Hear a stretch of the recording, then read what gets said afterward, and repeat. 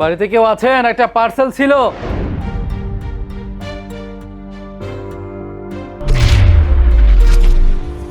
বোন?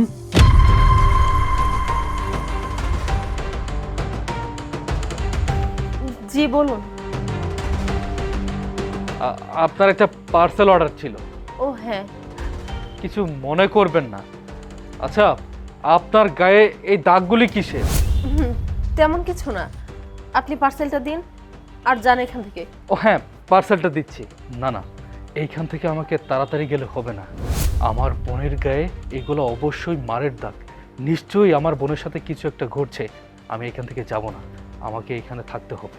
আসলে হয়েছে কি, আমার ফোনে না একদমই চার্জ নেই। আর ফোনের যদি চার্জ না থাকে তাহলে আমার অনেকগুলি অর্ডার আছে, তাদের কাছে অর্ডারগুলি পৌঁছাতে হবে। আমার যদি ফোনটা বন্ধ হয়ে যায় তাহলে এই অর্ডারগুলি আমি আর কনফার্ম করতে পারবো না। প্লিজ যদি আমার ফোনটা একটু চার্জ দিতেন একটু ভালো হতো আর কি। ও হ্যাঁ, দিন আপনার ফোনটা। জি, এই যে নিন। আর এই নিন আপনার পার্সেল। আচ্ছা, আপনি ঘরে এসে বসুন। আরে না না, ভেতরে বসতে হবে না, আপনি আমাকে বড় জোর একটা চেয়ার দিলেই হোক। আচ্ছা দাঁড়ান।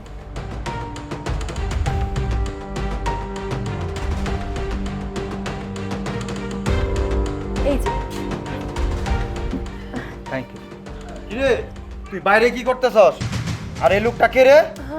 না মানে তুমি একটা পার্সেল অর্ডার করেছিলে না, উনি সেই পার্সেলটাই দিতে আসছে। বললো ওনার ফোনের চার্জ নাই, ফোনটা তাই ঘরে চার্জ দিয়ে দিলাম বলে উনি একটু অপেক্ষা করছে আর কি। ও আচ্ছা। এই এই তুই এই অবস্থায় এখানে কেন আসছিস?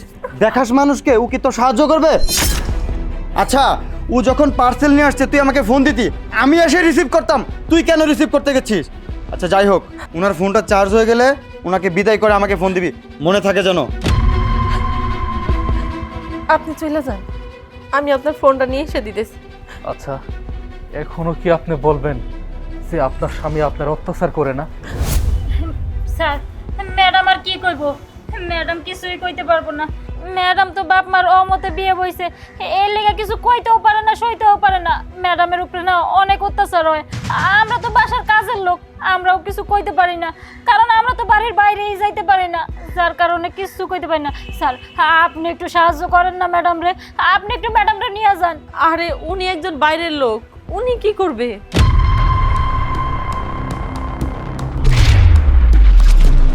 ভাই তুমি? আমি তোর ভাই।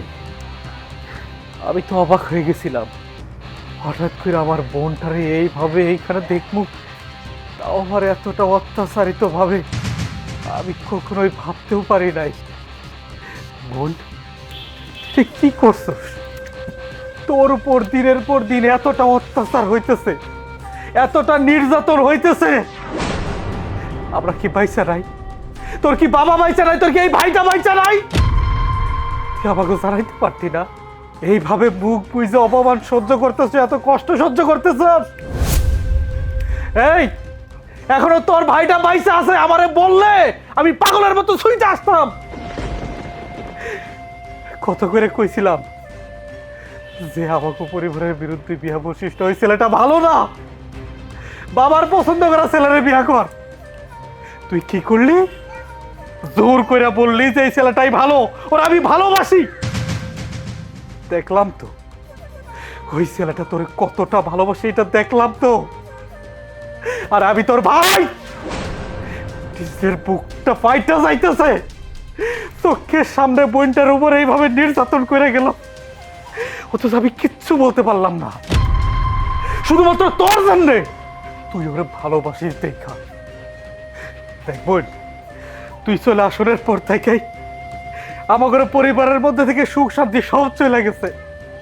তুই আমার একমাত্র বোন ছিলি, তুই এতটা কষ্টে আসস, আমার কি জানালে কি এমন পাপ হইতো কত।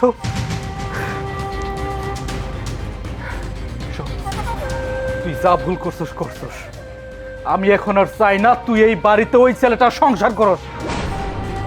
তুই আমার সাথে এই মুহূর্তে চলে যাবি, তোকে নিয়ে আগে আমি থানায় যামু, তারপরে ওর ব্যবস্থা আমি করতেছি। কি বল, তুই আমার সাথে যাবি না? তুই কি সারাটা জীবনে এইভাবে অত্যাচার সহ্য করবি? কথা কষ্ট কেন? ও ভাই, আমি তোমার সাথে চলে যাবো। আমি এখানে আর থাকতে পারতেছি না। এই জায়গায় আমার দম বন্ধ হয়ে আসে। ও প্রতিনিয়ত আমারে মারধর করে। ভাইয়া, আমারে তুমি তোমার সাথে নিয়ে চলো। আজকে একটা বালা কাম করলাম আমরা, ভাইয়ের হাতে অসহায় বোনটারে তুলে দিলাম। এখন আর ম্যাডাম আপনি অপমান হবেন না, নির্যাতন হবেন না। স্যার আপনি ম্যাডাম এনে চলে যান, বাড়ির যা কিছু হবো আমরা সামলাবো। আপনাদের অনেক ধন্যবাদ। পরি তোরা অনেক সাবধানে যান। থাকিস।